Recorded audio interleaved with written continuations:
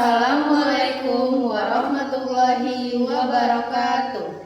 Kami calon guru penggerak Angkatan 10 dari Kabupaten Deli Serdang akan melaksanakan demonstrasi kontekstual modul 2.3 coaching dalam supervisi akademik yang terdiri dari pengamat, coach, dan coachee. Bersama saya Dian Mawarni Raja Guguk dari UPT SPF SD Negeri 10 1880 dan rekan Saya Zain Hasanah dari UPT SPF SMP Negeri 3 Tanjung Morawa. Dan saya Yuyun dari Sekolah TK Islam Terpadu Siti Hadijah Tanjung Morawa. Selamat menyaksikan.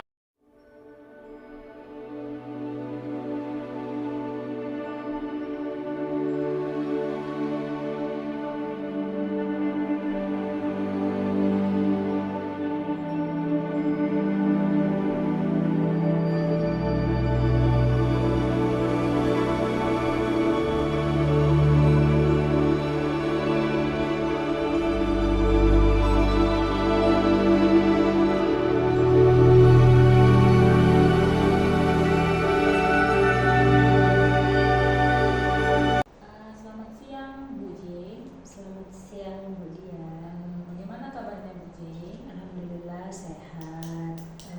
Bu Dian gimana kabarnya?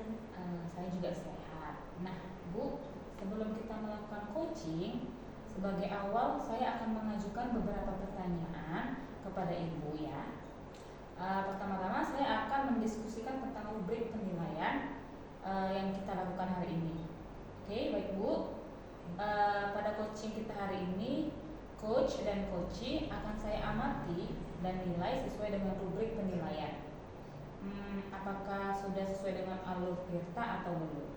Kemudian, bagaimana Ibu memberikan pertanyaan yang berbobot pada coachee, dan juga bagaimana coachee merespon atau menanggapi pertanyaan dari coachnya. Dan ingat, jangan lupa disesuaikan dengan prinsip coaching ya Bu. Di antaranya kemitraan, proses kreatif, dan mengembangkan potensi. Pertanyaan pertama yang akan saya tanyakan kepada Ibu adalah kompetensi apa yang akan Ibu kembangkan pada coaching kali ini? Baik Ibu, kompetensi yang akan saya kembangkan dalam proses coaching kali ini itu yang pertama itu kehadiran penuh, yang kedua mendengarkan secara aktif, dan yang ketiga itu memberikan pertanyaan yang berbobot. Oke, baik. Pertanyaan yang kedua, kompetensi mana yang akan Ibu kembangkan secara spesifik yang ingin Ibu observasi? Kompetensi yang secara spesifik yang ingin saya kembangkan itu Bu, yang pertama itu mendengarkan secara aktif dan memberikan pertanyaan yang berbobot. Oke, baik. Pertanyaan yang terakhir ya Bu, indikator yang bagaimana yang diinginkan oleh Ibu dalam coaching kali ini? Saya inginkan dari coach saya itu dia bisa menemukan solusi dari permasalahan-permasalahannya, ataupun dia bisa menemukan langkah-langkah dalam menyelesaikan permasalahan yang dihadapinya. Oke, baik. Demikian dulu ya Bu percakapan pra observasinya kali ini. Silakan Ibu melakukan coaching dengan coaching. Baik Ibu, terima kasih.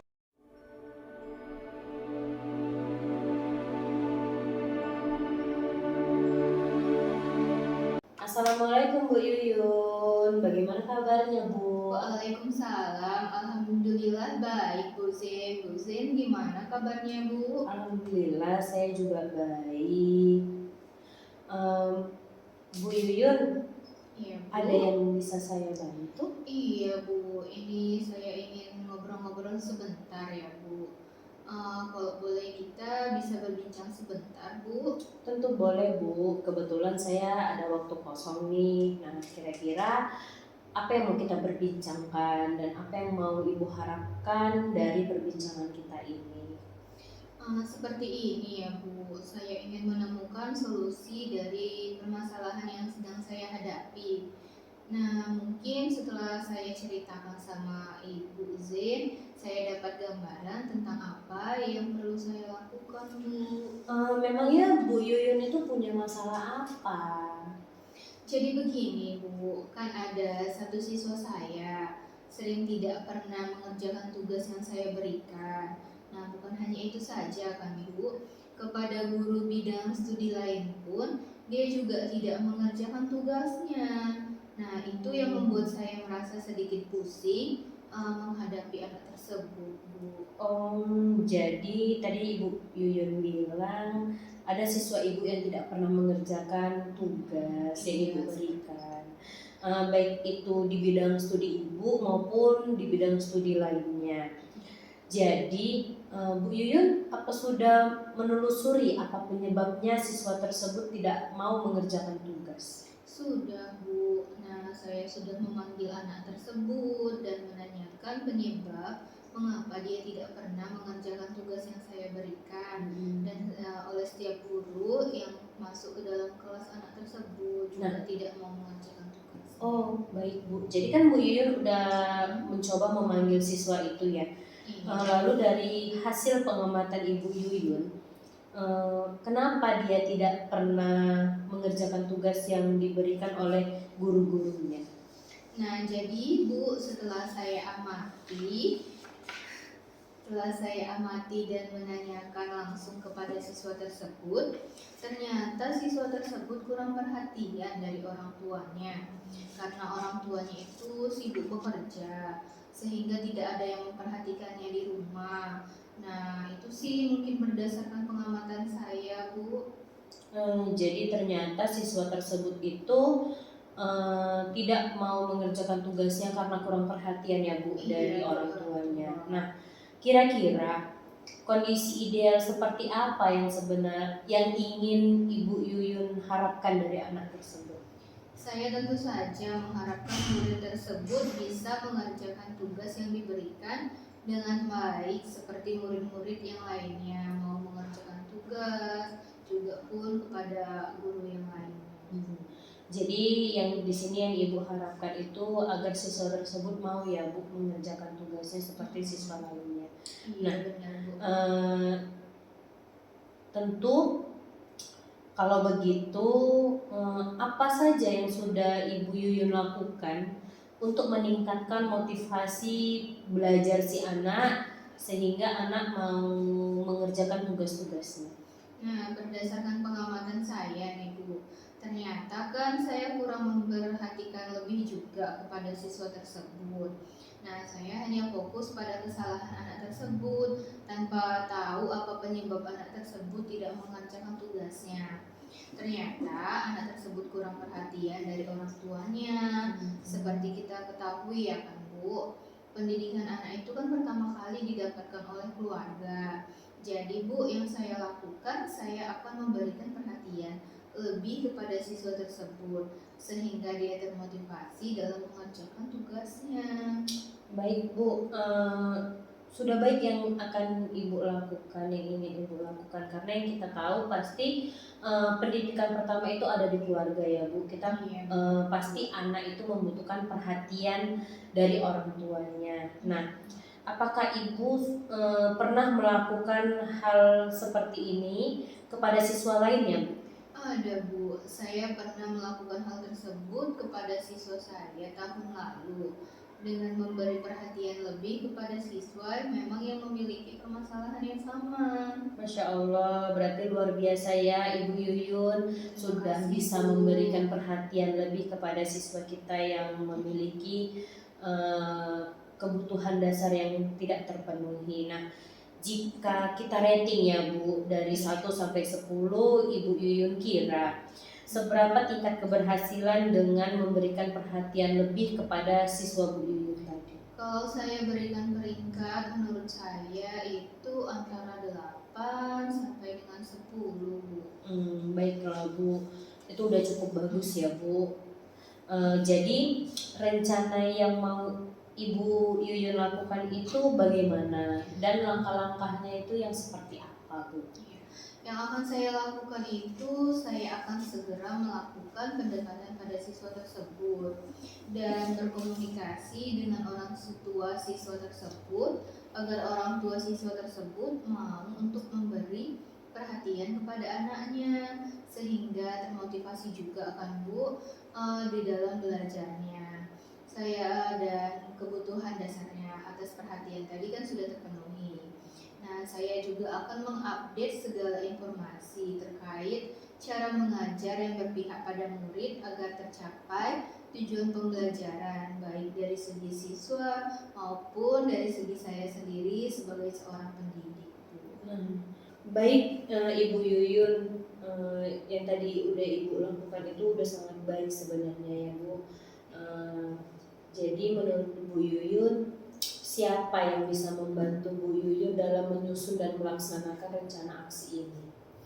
Nah, yang membantu saya dalam menyusun rencana ini adalah kepala sekolah, rekan sejawat, dan yang terpenting adalah orang tua siswa tersebut, Bu, sebagai dukungan kan dan juga sebagai kolaborasi bersama. Iya, benar Bu Yuyun, karena kita namanya masih di lingkungan sekolah, pasti kita membutuhkan dukungan penuh ya Bu Yuyun dari kepala sekolah dan terutama dari rekan sejawat juga. Apalagi peran penting orang tua juga sangat berperan penuh dalam memberikan atau menumbuhkan motivasi belajar dari anak kita. Jadi kira-kira Bu Yuyun, menurut Bu Yuyun, berapa lama waktu yang Ibu Yuyun butuhkan untuk melakukan rencana ini? Sepertinya tidak membutuhkan waktu lama ya Bu. Hal ini akan saya lakukan secepat mungkin. Hanya saja mungkin pencapaiannya saja yang akan membutuhkan waktu yang lama. Karena kan pencapaian itu kan tidak instan langsung besok dia bisa berubah kayak Bu. Mungkin karena tidak ada yang instan kali ya Bu. Benar Bu Yuyun, karena semua itu butuh proses yang mudah-mudahan proses tidak akan mengkhianati hasilnya. Nah, jadi kan Bu Yuyun, menurut Bu Yuyun kapan rencana aksi ini akan Ibu Yuyun laksanakan? Nah, ini ya Bu, kayaknya secepatnya Bu akan saya terapkan agar siswa saya tersebut tidak berlarut-larut melakukan hal yang salah seperti tidak mengerjakan tugas dan juga tidak mengerjakan tugas dari guru yang lainnya. Bagus Bu Yuyun, memang lebih cepat lebih baik ya Bu Yuyun. Nah, kemudian Bu Yuyun, menurut Bu Yuyun, komitmen seperti apa nih, saya ingin tahu, yang Bu Yuyun lakukan agar rencana ini berjalan dengan baik? Nah, saya akan konsisten secara terus-menerus belajar dengan mengupdate segala informasi, berkolaborasi dengan rekan sejawat saya, dan berbagi praktek baik dengan para guru hebat baik di sekolah maupun di luar sekolah untuk meningkatkan kompetensi diri saya sebagai seorang pendidik sehingga kehadiran saya itu selalu dirindukan oleh muridku. Wah, sangat luar biasa itu Bu Yuyun, yang komitmen yang Ibu Yuyun terapkan dalam diri Bu Yuyun. Nah, dalam melakukan suatu rencana pastikan Ibu Yuyun membutuhkan dukungan ya Bu Yuyun. Nah, apakah ada dukungan lain yang Ibu Yuyun butuhkan? Di sekolah saya, sarana dan prasarana serta moral sudah saya dapatkan di sekolah, baik dari kepala sekolah maupun rekan sejawat. Mungkin dukungan dari diri saya saja yang konsisten dalam menjalaninya. Baik Bu Yuyun, nah karena semua dukungan itu perlu ya Bu. Jadi semoga rencana Ibu Yuyun bisa berjalan dengan lancar, dengan baik sesuai dengan harapan kita. Nah sekarang yang mau saya tanyakan sama Ibu Yuyun, bagaimana perasaan Bu Yuyun nih setelah kita berbincang-bincang tadi? Apakah masih ada yang membuat gusar perasaan Ibu Yuyun? Mungkin tidak ada yang membuat saya gusar ya Bu, malah saya merasa lega dan senang sekali rasanya ya Bu. Saya telah menemukan solusi dari perbincangan kita ini Bu. Alhamdulillah, syukurlah kalau begitu Bu Yuyun. Jadi apa ada hal lain yang ingin Ibu Yuyun sampaikan? Saya rasa cukup Bu. Terima kasih banyak loh Bu sudah meluangkan waktu Ibu untuk berbincang dengan saya sehingga saya bisa menemukan solusi dari permasalahan saya. Terima kasih banyak ya Bu Zain. Terima kasih kembali Bu Yuyun. Saya sangat senang bisa mendengarkan cerita Ibu Yuyun. Sama-sama ya Bu. Semoga kita bisa terus saling berbagi, nantinya bisa berbincang-bincang seperti ini lagi. Baik Bu, kalau begitu saya pamit ya Bu. Sama-sama. Assalamualaikum. Waalaikumsalam Bu Zain.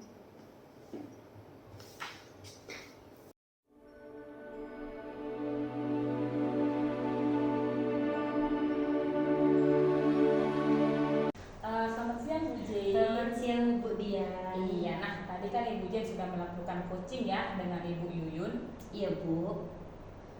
Ini untuk terakhir ya Bu, saya akan menanyakan beberapa pertanyaan kepada Ibu Jane sebagai refleksi ya Bu. Iya Bu. Apa saja yang sudah Ibu lakukan saat melakukan coaching terkait indikator ketercapaian yang diinginkan?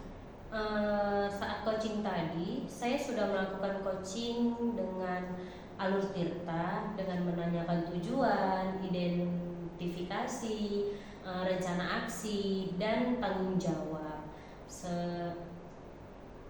Sehingga alur tersebut itu bisa menggali coach untuk dapat menceritakan dan menemukan solusi dari permasalahannya Bu. Oke Bu Jane, menurut saya sebagai observers dalam proses coaching, Ibu Jane dengan Ibu Yuyun sudah berjalan dengan baik.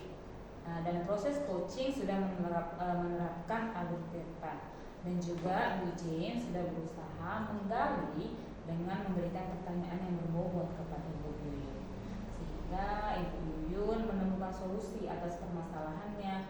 Dan juga coaching tadi sudah sesuai dengan prinsip coaching menggunakan alur tirta. Pertanyaan terakhir ya Bu, yaitu kompetensi apa lagi yang ingin dikembangkan berdasarkan hasil setelah melakukan coaching yang baru saja Ibu lakukan? Kompetensi yang ingin saya kembangkan adalah dengan lebih memahami lagi coach kita sehingga nanti dapat melakukan coaching lebih baik lagi. Oke, begitu ya Bu. Semoga kedepannya kita bisa melakukan coaching dengan lebih baik. Demikian observasi kita hari ini ya Bu. Semoga bermanfaat bagi kita. Saya tutup. Selamat siang Bu Jane. Selamat siang Ibu Dian. Terima kasih.